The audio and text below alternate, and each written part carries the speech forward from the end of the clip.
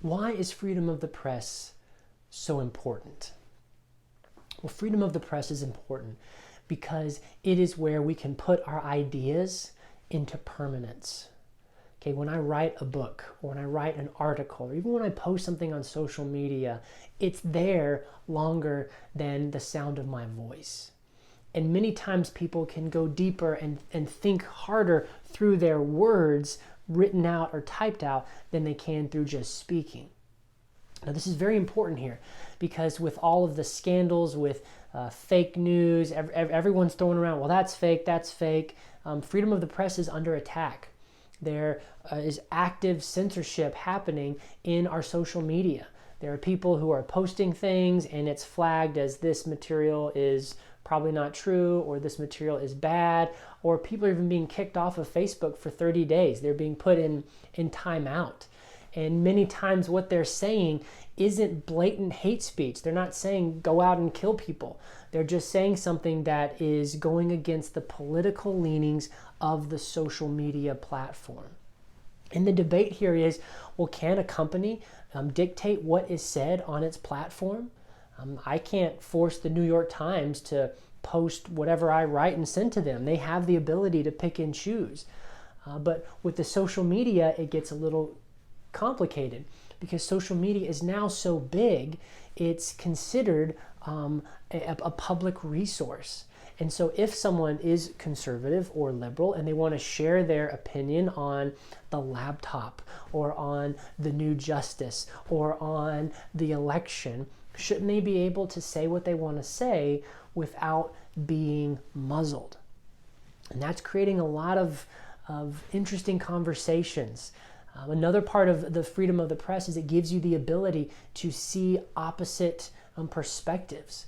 And many times on social media, we're not really seeing that. The algorithms know you're liberal or you're conservative, and they're just giving you all liberal or all conservative stuff. And what this has done is it's created a polarization in our community. If you get onto a liberal social media feed, they're just going to give you tons and tons of quotes and quips and things about Donald Trump that are going to make you think this guy can barely tie his shoes. He is such an evil person. Then when someone like Biden in a presidential debate makes a comparison to Hitler, you're going to be like, yeah, totally. He's the same guy, basically. But if you're conservative and you're seeing these clips of Biden, how he's forgetting things or stumbling or muttering, you're going to be like, how in the world could anyone vote for this guy? He's almost brain dead. I mean, what is wrong with him?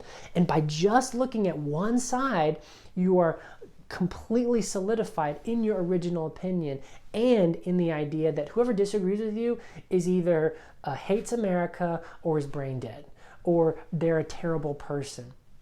And this is so dangerous because in America, we have to be able to share. Okay, we never have agreed on everything in American history. But when there have been times where one group has said, if you disagree with me, I will be violent, and that happened with slavery.